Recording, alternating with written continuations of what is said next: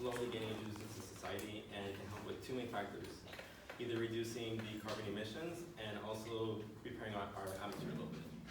The vehicle I'm talking about is called a hydrogen fuel cell vehicle, and if implemented in society, it can help us with fuel prices and also our upcoming generations to give them a better environment.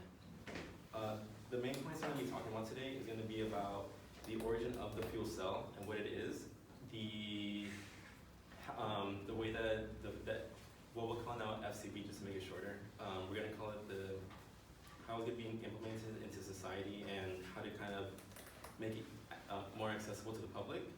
And then lastly, how if converted into FCVs, how it will affect the future. So the fuel cell, it was from a man named William Robert Grove in the 1830s, and he was an electrochemist who was studying batteries, ways electric currents work, and one day in one of his papers, he decided to say this, that he hopes to affect the decomposition of water with this composition, basically meaning he wanted to play with hydrogen and oxygen.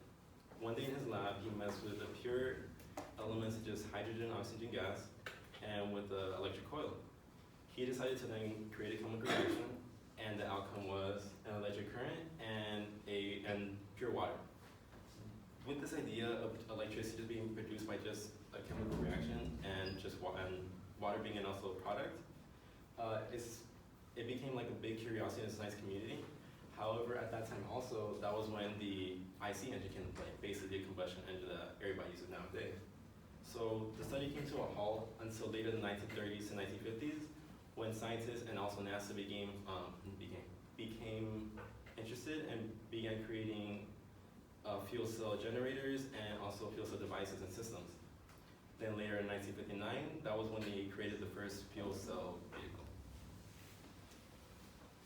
Now talking about how we're kind of making fuel cell vehicles more accessible to society and being able to purchase it, there's actually a partnership from California called the California Fuel Cell Partnership, where they are actually trying to promote it because of our smog and our crazy population. So what they decided to do is kind of add incentives, which if you purchase a FCV, you get a $5,000 rebate, you get the permission to drive in the carpool lane regardless if it's just one person, and also other incentives just based on the automobile maker and all that.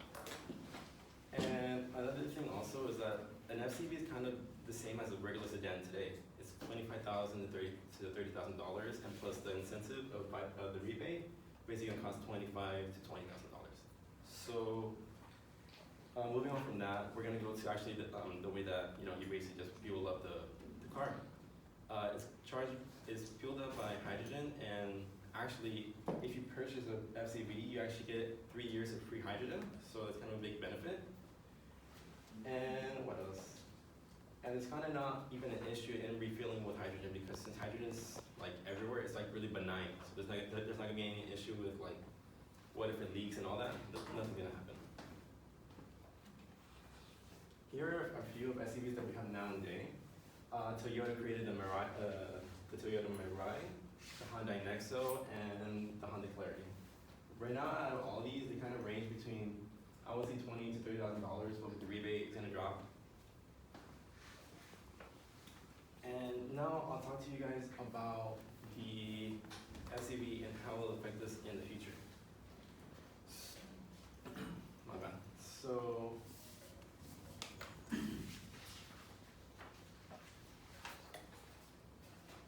since FCVs, they kind of report zero emissions, they kind of reproduce zero emissions. There's not gonna be any issue in terms of carbon and all that, so that's not gonna be an issue. And since it's only releasing water, it's just gonna go back into the atmosphere, just gonna be kind of dissipating, going back as a vapor.